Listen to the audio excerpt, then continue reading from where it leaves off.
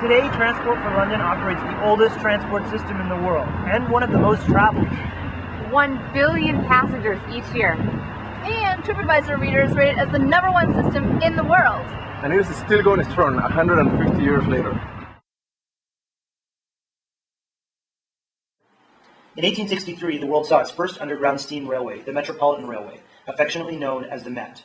London was rapidly growing, and the solution to allow people to live further away from the city centre and away from slums was to build transport links below ground. In 2000, all of London's transportation systems were merged into the fully integrated Transport for London, or TfL. In 2003, TfL introduced its Oyster Card, minimizing congestion at peak hours, saving time, and allowing passengers the option of cashless transportation. Something LBS hasn't quite figured out yet.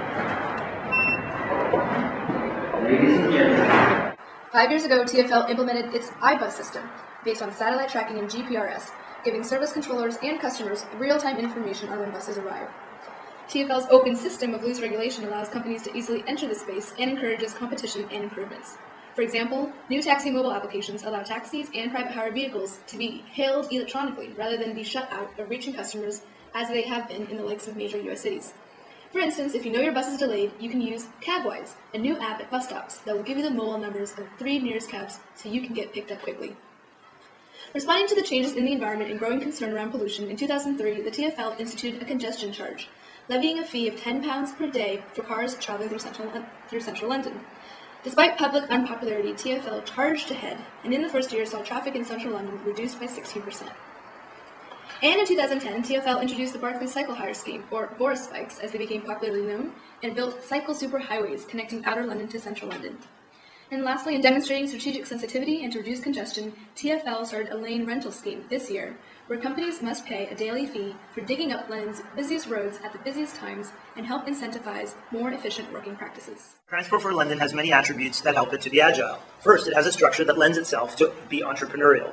In most major cities, public transportation is a division of the municipal government or Department of Transportation. But not in London. The TfL is an independent corporation with its own board of directors. Although it is owned by the government, it operates much more like a business than a government department. In 2000, the TfL created a team dedicated to exploring new technology and new business models. It has also merged its support functions such as HR and IT into single units that deliver across the organization. Known as Project Horizon, this innovation will further allow the organization to focus on new technology. Moreover, TfL's culture keeps it agile. The TfL's culture is led by the Mayor of London, Mayor Boris Johnson, who chairs the board and creates an environment of entrepreneurship and innovation. Employees of TfL consistently rate it as a great place to work. Most importantly, the TfL creates an internal culture focused on customers. They speak about their goal to be a supplier of choice for London commuters, rather than simply the default choice. Perhaps the most remarkable thing about TfL is that, despite being a public company, it has strived to deliver the best possible service every day for the last 10 years. Being cost and investment effective, being always ahead of technological innovations, and being aware of its environment are some of its traits that summarize how TfL has articulated its inner agility. Today, TfL is a key component of the local government of Greater London. As the dominant provider of urban transport, is focused on offering one of the best services in the world, and in almost any measure, the institution is over-delivering. Much more agile than other areas of the government, TfL has a solid track record of delivering on investments, has been increasing revenues and reducing costs over the last years, and it plans to achieve 7.6 billion on efficiencies by 2017 and 2018. In summary, in a public sector that is usually characterized by bureaucracy, slow and politically affected decisions, overspending and leading achievements, TfL has been as agile as the best private companies in this rapidly changing world.